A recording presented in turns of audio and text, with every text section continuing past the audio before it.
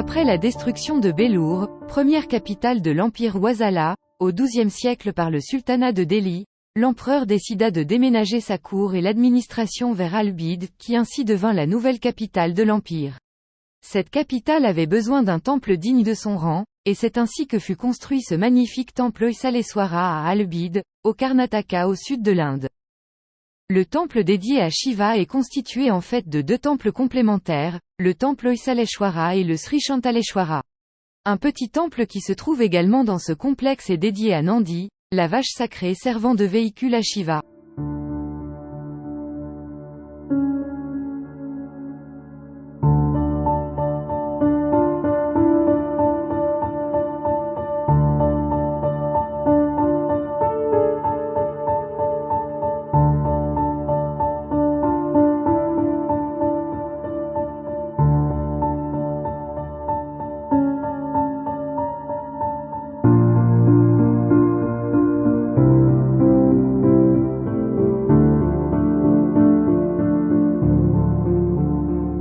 Les colonnes du temple d'Alabid sont de remarquables œuvres d'art. Si celles de l'intérieur du temple servent à soutenir l'édifice, celles de l'extérieur ont plutôt une fonction décorative. Cela explique pourquoi les colonnes intérieures sont moins finement sculptées, présentant plutôt des modèles de cannelures complexes, tandis que celles de l'extérieur sont très finement ornées d'animaux et de scènes mythologiques.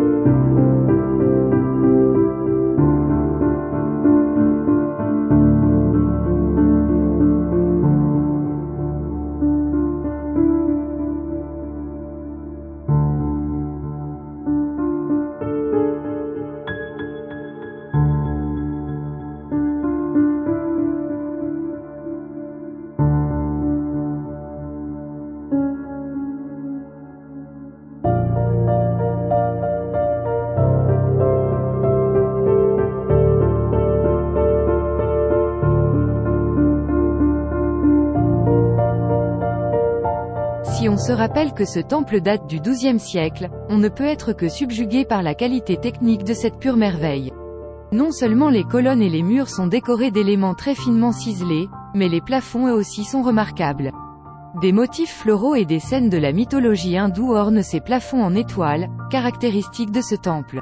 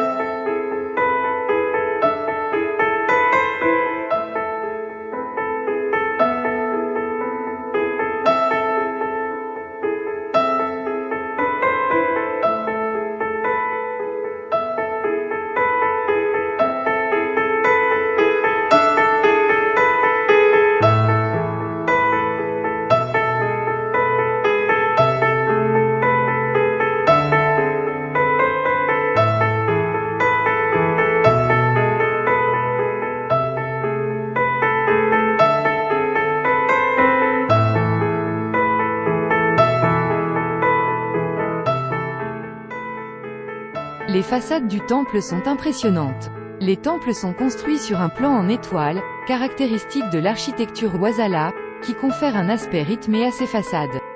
Comment ne pas être émerveillé par l'incroyable travail de sculpture et la complexité des motifs ornant ces façades? Ces motifs représentent des animaux, des scènes de la mythologie ou de la vie des dieux, qui sont parfois un peu, coquins.